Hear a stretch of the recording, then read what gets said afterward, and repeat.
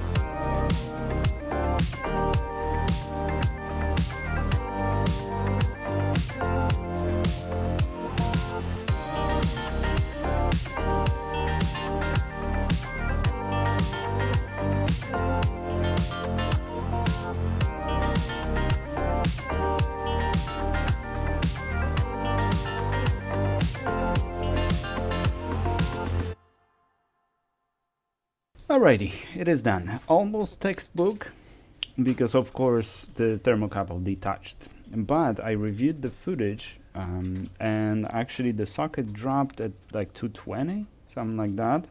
So I think this socket, because it was sent by the customer, I believe that is lead solder, not tin.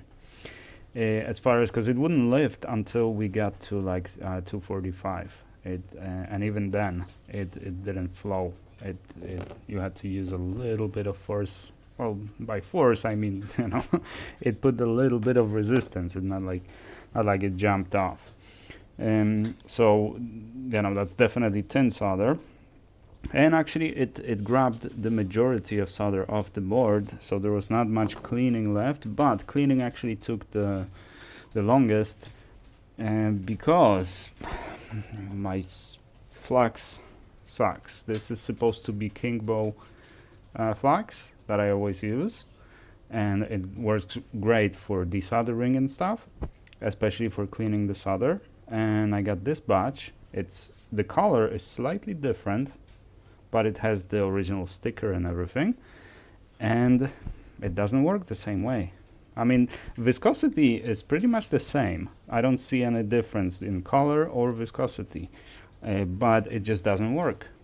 I don't know what's up with that, but I need to order another batch from different source, I guess, because without a proper RMA flux, cleaning is a hassle, and you could see how long it took me to clean it. As far as the ultrasonic cleaning, it looks not too bad. It looks actually pretty good. It's one of the best, right? You don't see any discoloration on the socket, on the pins, which sometimes you do, which is not a bad thing as long as the top of the pins, the very tip of the pin, is clean. But you see some inside the socket, and this one cleaned up very nicely.